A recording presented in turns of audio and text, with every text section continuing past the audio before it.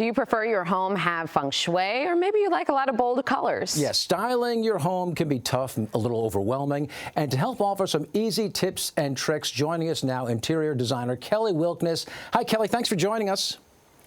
Thanks so much for having me. This is a great way to kick off the weekend. Yeah, and talk about some easy stuff you can do. If you walked into a room and it looked terrible, where would you start? Well, the easiest thing that everybody can do right now is just take a picture of your space. So the picture will tell you so much more than your eye will. Your eye sort of fills in, or it sort of glosses over things that you see all the time. A picture will tell you volumes about what you can do in the room, what it needs, what can come out, and how you can make it better. And when you say a picture of your current space, or you mean pulling from like inspiration pictures? No, an actual picture of your current space. Okay, interesting. Okay. And what are your top decorating tips?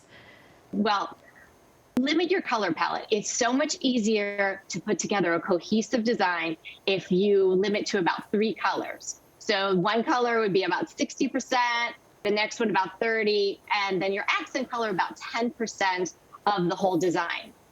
And it just pulls it together rather than having sort of a hodgepodge of a lot of different colors everywhere.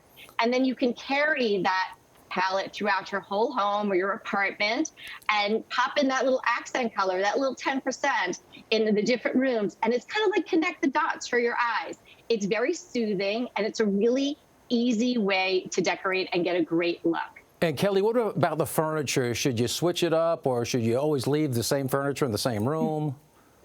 I move my furniture around all the time, and that is another reason why it's great to have this limited color palette, because it gives you the ability to take the chair that maybe is in the living room and put it in your bedroom, or move other pieces around, because they're all going to still go together. And what about for renters? You know, a lot of people want to personalize their space, still make it their own. What do you recommend they do? Everybody should make their space their own. And we all need the sanctuary, especially these days, right? So when you come home, you should have that aha moment. And you can do that as a renter, even if you're there for a very short period of time. Don't perch. Unpack, put the things that personalize your space, that mean something to you around. And I would say if you're going to be there for a little while, but it's not your forever home, don't be afraid to invest in a piece. 1 piece, 2 pieces, a nice piece of furniture. When I say invest, I don't mean spend a fortune, but buy something that's not a disposable piece of furniture. It's going to make your space feel better, and then you can take it with you. And another idea about renters is sometimes the space is carpeted or the flooring is just not so great. Layer a large area rug over it. And again, you can roll that up and take it with you when you move out. And Kelly, one final question. For the people who may not be able to afford an interior designer right now, how best can they personalize their space? Would you recommend them going on Pinterest, or what should they do? Well, we have a lot of tips and tricks on our podcast, so they can tune in every week. They can go onto Pinterest. I would say curate a board on Pinterest, or pull sheets out of magazines and see what really resonates with you. And you'll notice that you're drawn to the same types of looks over and over again, and that's what you should go for. And don't rush it.